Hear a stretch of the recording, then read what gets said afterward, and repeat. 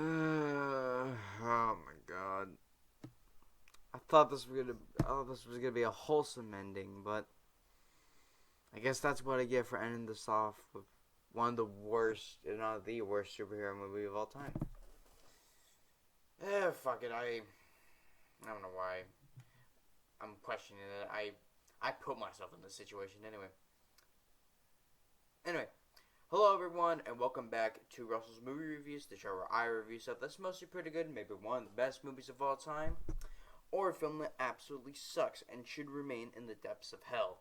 Now, last week we obviously discussed Batman Forever, which was the first Batman movie not to be directed by Tim Burton or starring Michael Keaton as Batman, but instead had Joel Schumacher in the director's chair and had Val Kilmer in the role of Batman.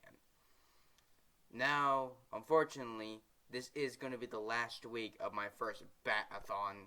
I don't know when the second one will come out, but I'll talk about that in a little bit, or at the end of this video. But, you know, by the title and the thumbnail, what I'm going to be discussing this week. And this is going to be a long ride. So, ladies and gentlemen, I'll be discussing Batman and Robin, which came out in June of 1997. Now, to give a little behind the scenes about this film, after the huge success of Batman Forever, Warner Bros. Immediately pushed out another sequel to kind of cash in on the Batman franchise. But unfortunately, Val Kilmer was not available for the shooting of this film because he was off going and filming The Saint.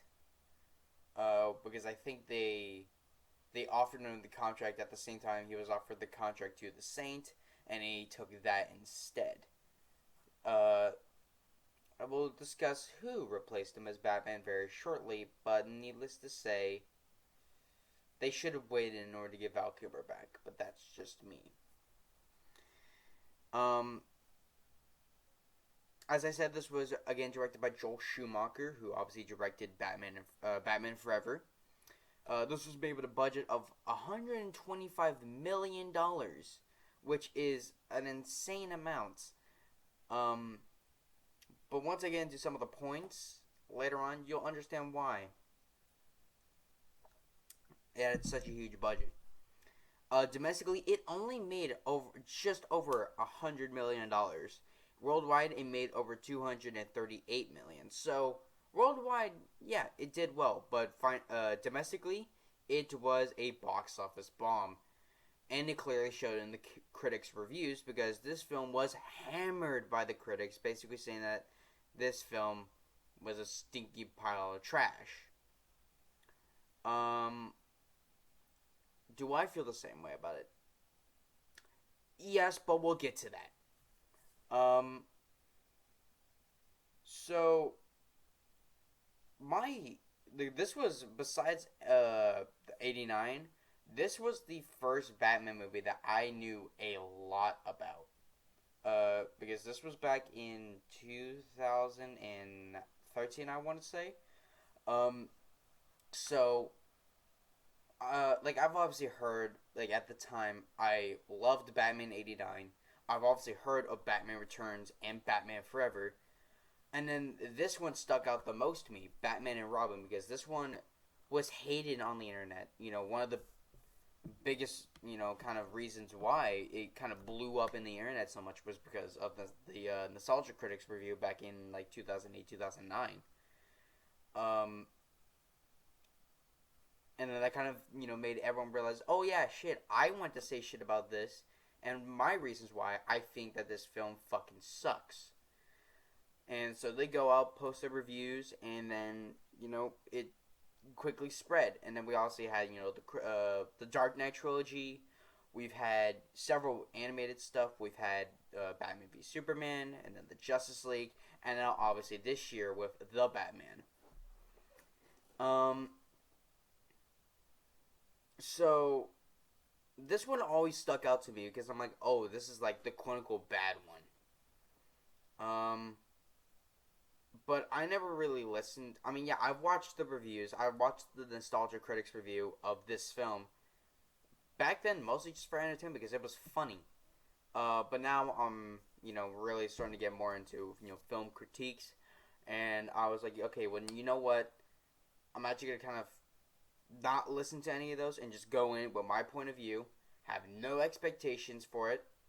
Because if I go in with an optimistic setting, then it might suck, or vice versa. I may love it.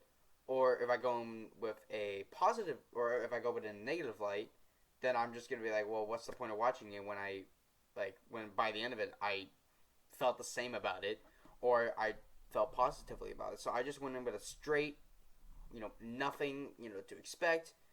Just go along with the ride. Within the first 15 minutes, I wanted to shut the movie off.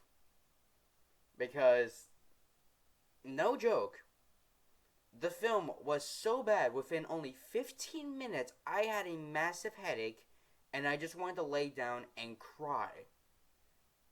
Because of how stupid and irritating this film is.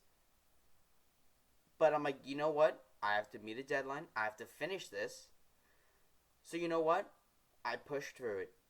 And I I soon realized that this film was over 2 hours long. Even though I think it is the shortest Batman movie out of the quadrilogy at only 2 hours and 4 minutes, whereas Batman 89 was 2 hours and 6 minutes. I think Batman Forever was 2 hours and 7 minutes, and I think Batman Returns was like 2 hours and 5 minutes. So this is the shortest running Batman movie in terms of the quadrilogy. That's including the credits. So, but I still noticed that this was over 2 hours long, and I'm like, oh my god. Okay, just sit through it. You'll be fine. And I nearly lost it on several occasions. And I'll explain why, but not in massively into to depth. Because there are several reviews out there that I've already mentioned several problems with this film that I can probably go on hours for anyway. And I don't want to bore you guys by saying stuff that you can easily listen to. People criticize better, in my opinion, than I ever could. So I'll just mention the biggest points that brought out to me. But yeah.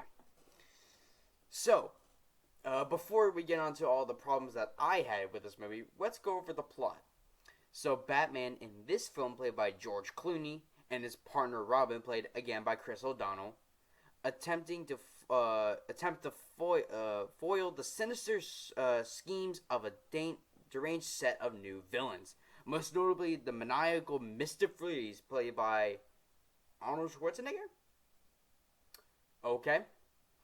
Who wants to make Gotham into an Arctic region, and the seductive Poison Ivy, played by Uma Thurman, a plant-loving femme fatale. As the dynamic duo contends with these criminals, a third hero, Batgirl, played by Alicia Silverstone, joins the ranks in the city's crime fighters. So yeah, one thing that immediately pointed out to me, besides shitty acting and the fact that this film was already making my brain hurt, is that, remember how I said in the Batman Forever review that film really brought out the colors compared to Batman, and especially Batman Returns? This film brings it to a whole new fucking level. Like, this film might as well been fucking Neon Central because of the amount of fucking neon lights everywhere.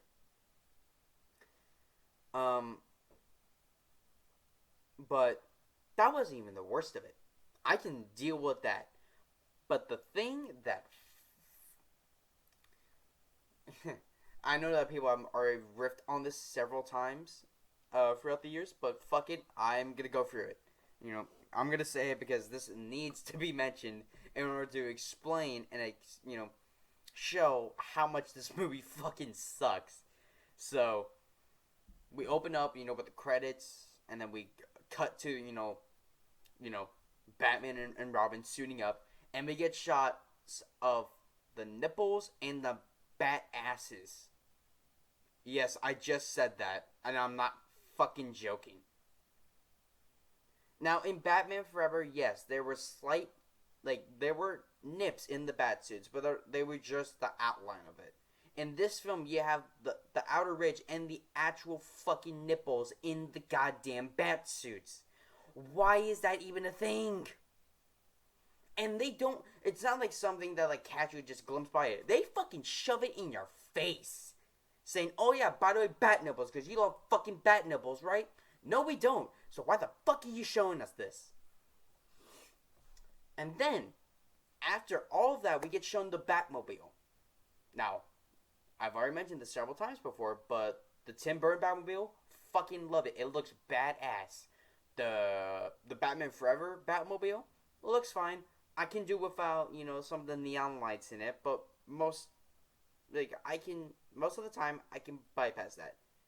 The Batman and Robin Batmobile is a whole fucking other story. I wonder if... Oh, yeah, no, it shows it on the fucking... There we go. I don't know how well it can tell, but yeah. See that? That's the fucking Batmobile. Why is there a fucking disco ball in it? And you know why they redesigned it? Because they wanted to sell more fucking toys. In fact, that's one of the most discussed things about why so many things were changed about it. Was to sell more fucking toys.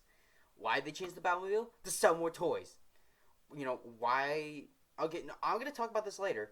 But why did they change the Batsuits, 15 minutes before the movie ends? To sell more fucking toys.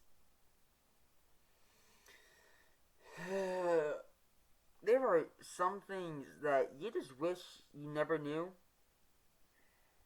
I just wish that this movie never existed. And I'm pretty sure a lot of people do. And have that same feeling. But let's just go off on. Let's go on. So yeah, we see the Batmobile. It's atrocious. But then we get this. The first fucking line in this movie immediately tells you what kind of fucking movie this is gonna be. So we see the shot of the Batmobile rising up, which is almost identical to the one in Batman and Batman Forever. So we see it rise up, and we just hear Robert go, "I want the car." Chicks dig the car. Then Batman goes, "This is why Superman works alone."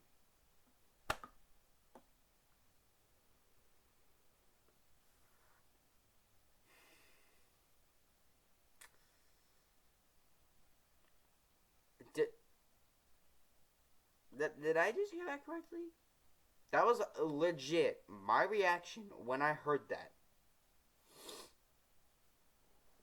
Oh boy, it gets worse. Really fucking worse. And then we get introduced to Mr. Freeze, whose suit literally looks like if you, basically decided to, take the regular Mr. Freeze album and inflate it 10 times the size. You know what? Fuck it. Let's go over the cast, since I gotta get my brain off of that and just... Anyway. So yeah, we have George Clooney as Batman and Bruce Wayne. I think not Bruce Wayne. I think George Clooney is a great actor. Literally, right before he did this, he did From Dusk Till Dawn, which is one of my favorite Quentin Tarantino movies. And it was really his breakout role, because before then he was doing, ER. But, before this, yeah, the only real major role that he had in terms of film was From Dusk Till Dawn, and he was fucking great in that. And then you shove him in the role of Batman, and he gives nothing to this fucking role. It literally just seems like George Clooney plays himself as Bruce Wayne and plays himself as Batman. There's no other fucking characters that George Clooney plays. It's just George Clooney and George Clooney. That's fucking it. He just plays himself throughout this entire fucking movie, and it fucking aggravates me to a boiling point. And George Clooney, like I said, he can do great things. From Dusk Till Dawn, great fucking movie. But he was not meant to play fucking Batman. And he'll tell you in several interviews and Q&As that at like conventions and shit, he will go on and say that was a waste of time and he shouldn't have been even given the role.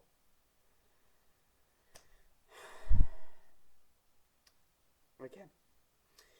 And then we have Chris O'Donnell as Robin. Now, in Batman Forever, he did fine. In this film, he's just a lot...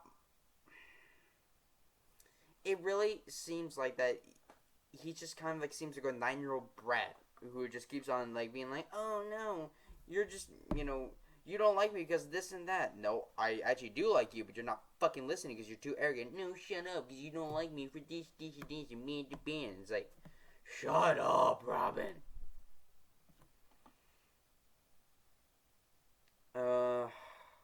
But, yeah, alright. Not really any better, and possibly worse than what he did in Batman Forever.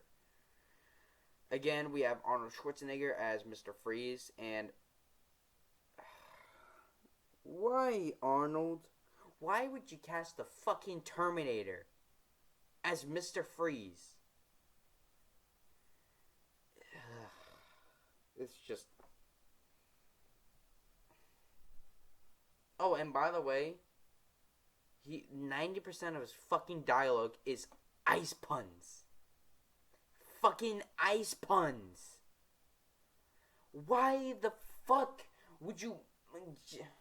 I get that Arnold is like the king of fucking one-liners, but you don't fucking make him... Ugh.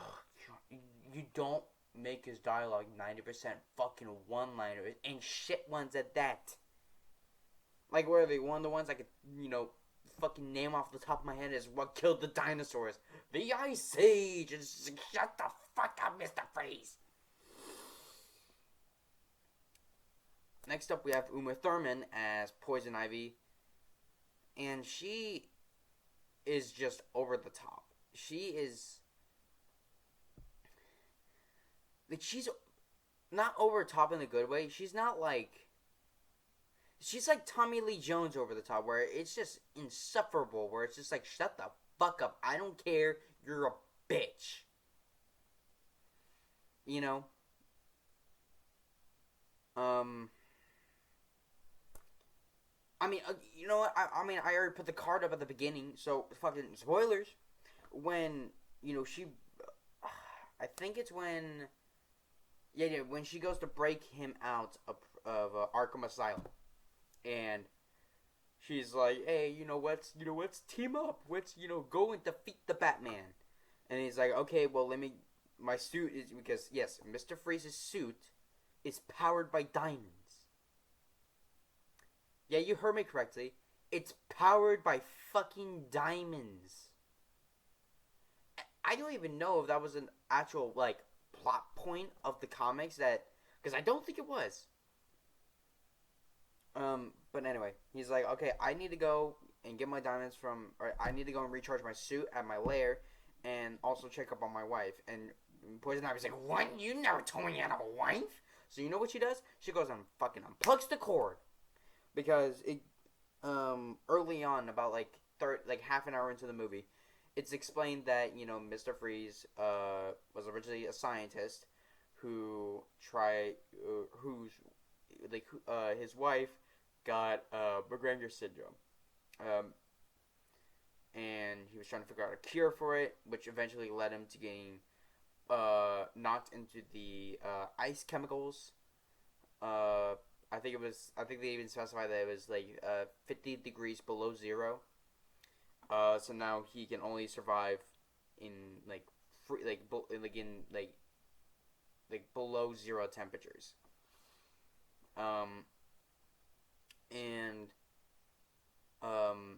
So he still has her in this chamber, which I think was actually an invention that they made in the animated series.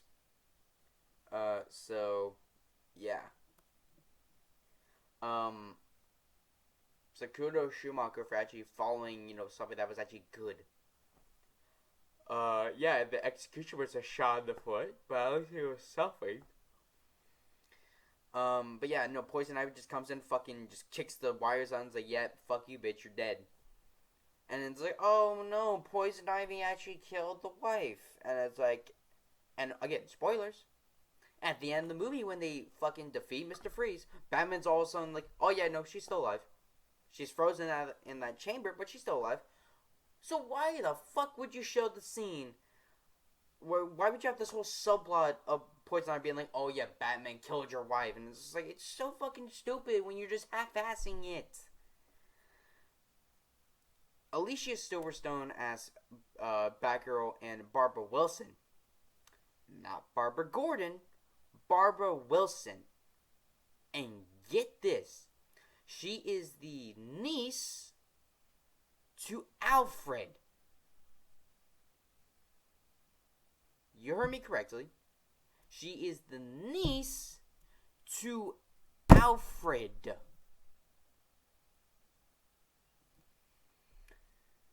Okay. Besides that, I think she's honestly the best part about this fucking movie. Yes, you heard me. Batgirl is the best part about this movie. Because George Clooney fucking sucks. Chris O'Donnell is fucking annoying. Arnold Schwarzenegger sucks with his stupid fucking ice puns every goddamn 10 seconds. Uma Thurman is just over the top as a motherfucker and it's annoying. Alicia Silverstone is actually trying to act. Yes, the script is shit, but she's still trying with what she's given. And I commend her for it. She's actually pulls off a somewhat good performance. Same does, with Michael Gough, but Granley, he pretty much does a great performance in every single Batman movie, so that goes as a given. And I can't really, and that's only, like, what, 2 actors out of, like, the majority who fucking suck? Oh, and I haven't even gotten to Bane yet. Yes, you heard me. Bane's in this movie. How they, portray him, because in the comics and the animated series, he's supposed to be, like, threatening as fuck. In the comics, he fucking breaks Batman's back and, nearly does it again. Well, in the animated series, yeah, he doesn't, I don't think he does that. But he's still a fucking threatening ass character. So what did they make him in, what did they do with him in the, next live action Batman movie? They fucking make him into a mute who basically just roars and screams. That's... If you're gonna make a character, like, if you're gonna do Bane, make it good. Now, Tom Hardy in The Dark Knight Rises, yeah, overall the performance still sucked, but at least he tried at being Bane. This guy is just a muscle-brooding fucking mute.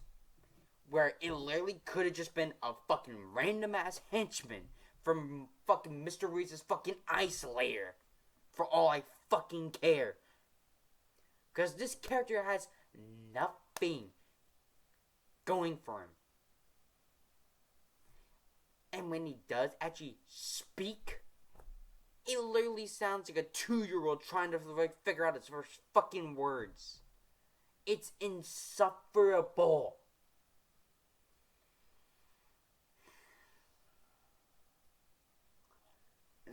And then we have fucking John Glover in this as Floronic Man.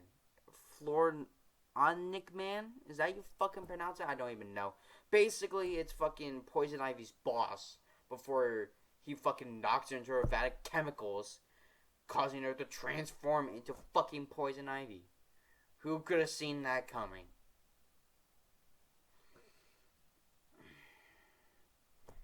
I never even knew that that was like, I just saw it as like a boss, kind of like a Max Shrek sort of thing where it was made up for the movie, and they just kill him off, just to say like, oh, look at Poison Ivy, she's so threatening.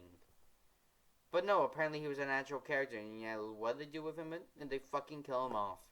Because why the fuck not? You fucked up every other character in this fucking movie, so why don't you fuck him up too by killing him off? Because this movie has no fucking dignity left. Actually, you know what? It does have some dignity left, but I'll talk about that later. Ugh. Okay. I need a minute.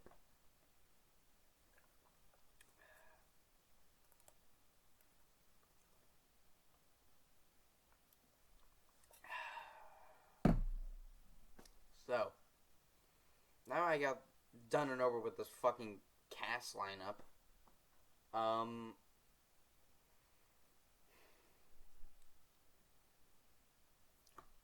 Let's talk about the rest of the movie because holy shit. Um, I could honestly go for the C by C if I really want to, but there's plenty of people online who have done that and could probably and have done it probably way better than I ever could. So I'll just go over the most like notorious scenes in this entire film that people always bitch about, and I have to make a comment about this, or else I'm just gonna, you know, feel like I'm just like I'm missing something out whenever I'm looking back on this. But and so let's go over the most notorious scenes. So we've already discussed the Superman line at the beginning. Um, right after that, we have like a 20-second shot of Alfred, you know, kind of like just like like it's like one of those scenes where it's like, oh no, this character is ill. So it's basically that for Alfred. Um, which is an underlying subplot throughout the entire film, which I think actually does kind of work, but with the rest with the quality of the rest of the film, it doesn't really help it. Um, we had that stupid fucking auction scene where everyone is like bidding on like the ladies, and then all of a sudden Poison Ivy shows up in a stupid fucking pink gorilla costume, and she gets carried and like dragged over to the main stage by glittery Tarzan men. And then, you know, sprays her fucking pixie dust all over the place saying, oh yeah, now everyone's under my control and everyone's gonna start liking me and start bidding for me and shit. And then we have the infamous scene where Batman and Robin are bidding for Poison Ivy. It's like 1 million, 2 million, 3 million. You have no money. I can borrow from you 4 million, 5 million, 6 million, 7 million. Never leave the cave without it. And he pulls out a fucking Bat credit card. You heard me. A Bat credit card.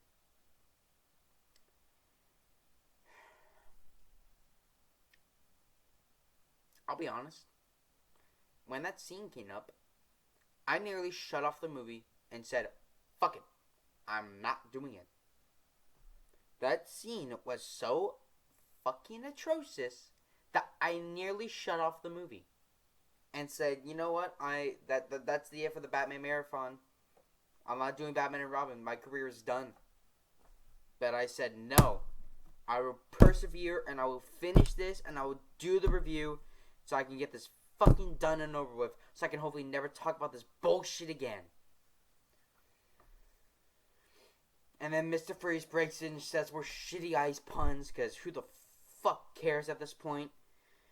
And then we have, you know, Alicia Silverstone discovering, all this, you know, discovers the Batcave, and then she has her own, you know, fucking, you know, suit up sequence where they get of course, a zoom up on her ass and on her fucking breasts, because, you know, they did that for the fucking nipples on the fucking other two, because why the fuck not?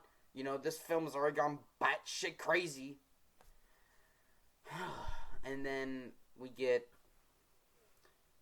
honestly, probably one of my two favorite scenes in the entire movie is the fight between Batgirl and Poison Ivy, because it's actually a good fight. Yeah, it's pretty much shit, but all the rest of the fights are fucking atrocious. And this one actually seems like it was somewhat competent in its direction. And then, you know, I thought Poison Ivy gets killed off by getting eaten by your giant plant, but spoiler, she's still alive by the end of the movie because she gets thrown into fucking Arkham Asylum. And then they're like, oh no, Mr. Freeze is still on the loose. Let's go and get these shitty ass silver costumes. Which I don't. There you go. That's what they fucking look like. They're hideous. And guess what? To sell more fucking toys.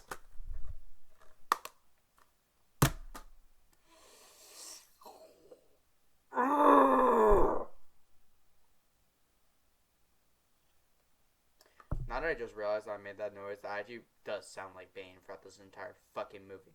That's what he does. Is what I just made. That noise I just made is what he does 90% of this fucking movie. Bane is just big fucking screams and guards and just fucking, I'm a big stuff guy. Oh, by the way, have I mentioned that Mr. Freeze's suit in this movie literally sucks dick? And he has basically a giant freeze gun that is basically just a smoke gun. And they add shitty CGI effects over because, CGI is fucking amazing now. Even though, by today's standards, it looks like absolute dog shit.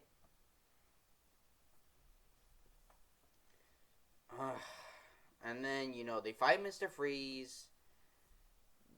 Batman says a shitty one-liner when he sticks a fucking heater on his chest and basically says, oh, Mr. Freeze, the heat is on. I'm just like, fucking kill me, please.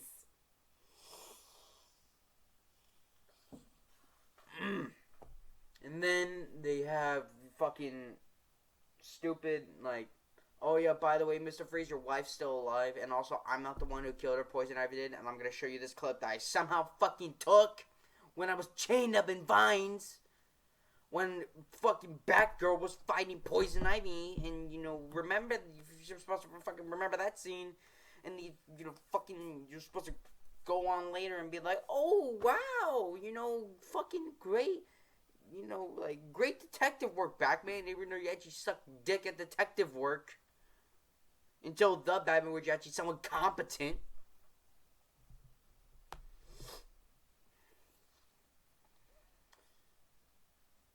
Oh yeah, and by the way, Alfred is sick with fucking McGregor syndrome. The same thing that Mr. Freeze's wife has. And actually, my favorite scene, like my all-time favorite scene in the entire movie, is when the whole gang finds out that that Alfred has McGregor syndrome, and Batman, or not Batman, Bruce Wayne walks in and he's having this little chat with him, and I'm like, wow, George Clooney is actually good in this movie. Surprise. And it really, I actually nearly shed a tear when that scene happened because it was like, it honestly did feel like that Alfred was gonna die. And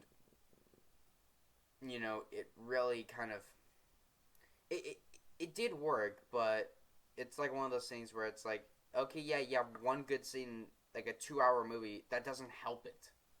That doesn't make me go, oh, one scene is good, so that means that it redeems the rest of the film. No, it fucking doesn't. What it does, it says, oh yeah, there's one little shiny diamond, like probably that fucking big, and a steaming pile of shit. And I had to fucking, fucking like basically like dive into it and trying to look for this diamond while, sticking my hands and smelling the shit. And then we have that same almost reused shot at the end of the last movie, but oh, now Batgirl's in it. Woohoo! It'll lead towards another sequel that never fucking happened because this film bombed and everyone fucking hated it and I hate it and I wanted to go fucking die.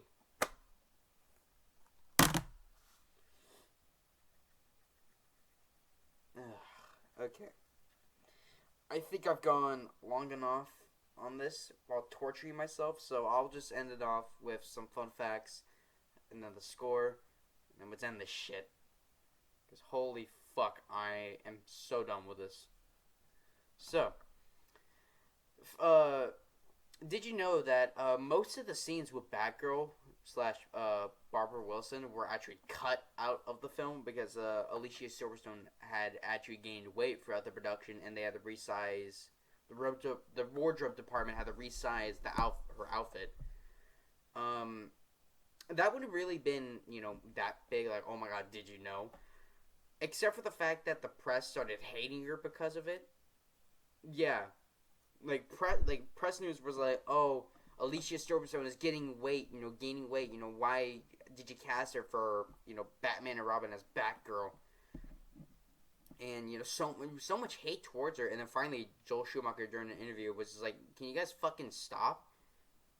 A teenage girl gains a few pounds. Okay, what the that's not the end of the world. Can you go fuck yourself? Like, Jesus, it's not that big of a deal."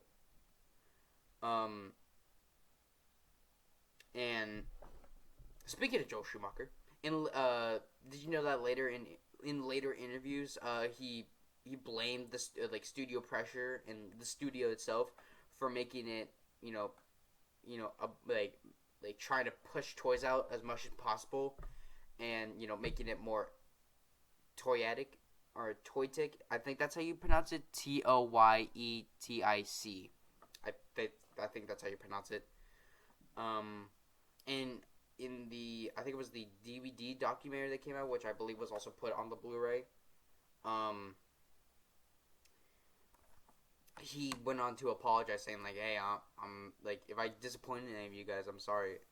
So, I mean, granted, that's good that he realized that he made a shit film, but that doesn't help the fact that it was still a shit film. The score was again done by Elliot Goldenthal, who did the score for Batman Forever, and a few years before that, he did the score to Alien 3, which I think is personally really good. Same with Batman Forever. This score, it's alright. It's not as good as Batman Forever. Certainly not as fucking good as the Tim Burton ones. So, yeah. So, final thoughts on Batman and Robin. Don't fucking watch it. It's a giant shit show. I suffered through watching this so that I can, warn you guys to not watch this shit. I bought the Blu-ray because I knew I had to complete the Batman collection and also get it to actually watch it for this review. And I'm starting to slowly regret it, but I can't take it back now, really. So, yeah. If you want to watch it for shits and giggles, go right ahead. I feel like that's the best way to watch it, because this film is shit. The only other time I'm going to be watching this is, ironically, because this film, I'm more, if I honestly watch this again, I'm probably going to be laughing more at it than, actually trying to be serious about it, because I try to be serious about it during this watch, because this was the first time I watched this. And I was being serious about it, and this film fucking sucked. I fucking hate it with a dying passion, and I so want to bend this case in two, but I can't, because I would just basically say that I was wasting money. So, if you are a diehard Batman fan, you would have already watched it. If you plan on going for the entire quadrilogy, I guess watch it, but be fucking aware that you might have a mental fucking stroke and want to kill yourself by the time that this movie ends. I am warning you now. It's shit. Which is why I have no doubt in my mind I'm gonna give this film an F. It fucking sucks. It reeks of shit. The acting is pretty much shit from all of it except for Alicia Silverstone and Michael Gough. Also Pat Hingle. He's in it too, but he's only in a couple scenes and he gets fucking thrown aside fairly quickly. Yeah. So pretty much acting is shit. The look of the movie is shit. The visual effects are shit. The whole movie really is shit. So I warn you, if you do plan on watching this movie, just be careful, because you might end up what I just been through this entire fucking review. And also, Surfing Batman. Yes, Surfing Batman is a thing. You're going to look up Surfing Batman and Robin, Surfing Batman, and you could probably easily find it. So yeah. Hopefully I never have to discuss you again, you piece of shit on this channel. So, hope you guys enjoyed this review and enjoyed the whole bat-a-thon that I just did. It was really fun for me, except for this one, really. Um, and when will the next one be? I can't really say as of now. Um, I will say this though. I don't, even though I don't know when it will happen, I know certainly what it will be about. So the next bat-a-thon will be about basically all of the rest of the live action stuff that I didn't discuss. So basically, I took care of basically everything during the 20th century. Now we're going into the 21st century. Um, so we're going to be discussing the Dark Knight trilogy, which is Batman Begins, The Dark Knight, and The Dark Knight Rises. We'll also be discussing, or I'll also be discussing Batman v Superman, as well as Justice League, probably both cuts, the theatrical cut and the Snyder cut, and finally ended it off with The Batman, released this year. When I'll be discussing it again, or when I will be doing it, I don't really know. Again, I haven't really set a specific date for it. But that will be out at some point. I will promise you that. And I'm probably gonna be taking a little bit of a break for movie reviews for a while because one, this has mentally burned me out.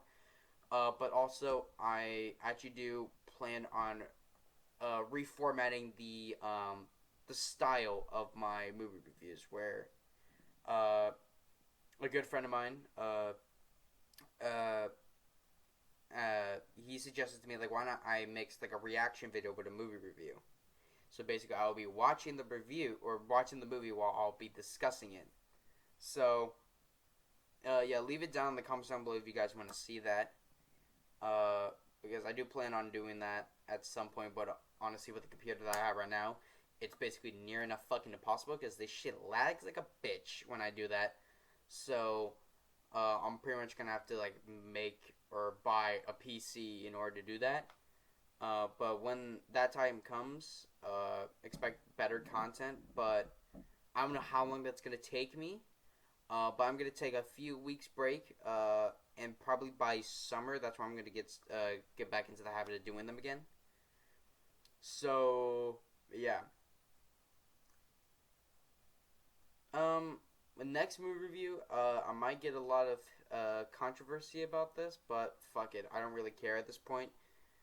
It's my show, really, so I get to do what I want.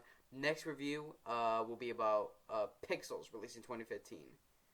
And then after that, I'll be starting a little series about a certain karate student who is getting a little bit of revival now with the 5th series of their new TV show coming out, or recently been announced for later on this year.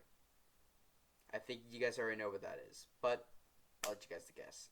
So, anyway, guys, hope you guys enjoyed this, and see you guys for the next movie review whenever that is.